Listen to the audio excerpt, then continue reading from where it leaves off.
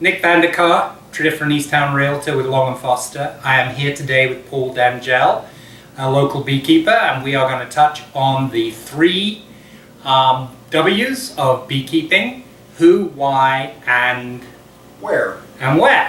So, Paul, what is your purpose? What is the purpose people have usually for keeping bees? Today in the modern world, most people keep bees either for the honey production or just as a hobby. Right. In colonial times, beekeeping was essential because wax was so important. Oh, okay. You needed wax for candles. Right. Otherwise, you sat in the dark all winter. Yes. Honey was the only natural sweetener available because sugar cane hadn't become popular or available. And so every homestead in colonial America probably had bees. Now, of course, we've replaced all those things. Yeah. But honey is still something that people value and use a lot. Honey consumption is going crazy now, to the point where a lot of adulterated honey, unfortunately, is spoiling the market.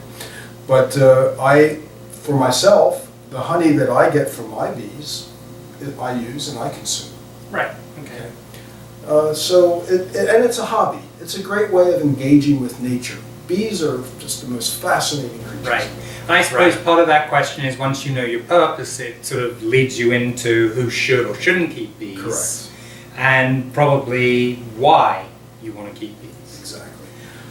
I got into bees because as a child I was always interested in insects and creepy crawly things. Right. I was that odd child that whenever somebody found something strange, they would say, "Oh, show Paul. Paul will know what it is." And I never thought that as an adult I could keep bees in the area that I lived in, which is Center City, Philadelphia.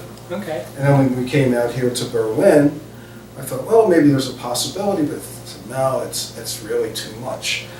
Right. Until I met some urban beekeepers in Philadelphia. And I was astounded that people could keep bees in an urban environment. Right. And produce honey and just have the fun of keeping bees on a rooftop or a balcony or something like that. Well, if people can do that in the city, why can't we do it out here? Right. Right. I think I remember going with my grandkids to, I believe it was the Franklin Institute, and they have that observation hub. Yes, and I was amazed that they had that right there. I thought, wow, this is urban. Where do these bees go?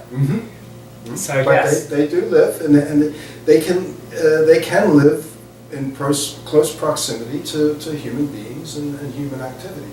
But there are many considerations you have to factor into that. So when I got the opportunity to keep bees here in Berlin, I jumped on it. This was 8 years ago.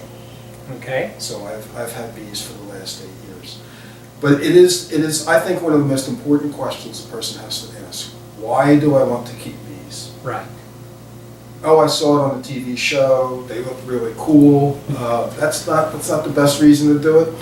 If you do the research first, you'll find out you can be interested in bees, but you don't have to keep them. Right.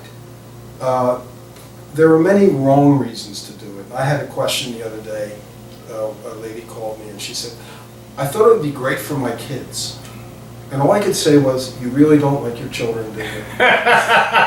Very true.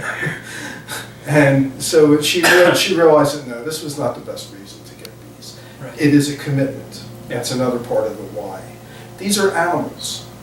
They're not just like an ant farm or something like that. Right. These are wild animals. They're not domesticated. Okay. You can't treat them like a cat or a dog or goldfish or something. You have a responsibility to them. And if you go in to beekeeping without understanding what these commitments are, it can be very uncomfortable for you. It can be a big disappointment and a huge waste of money.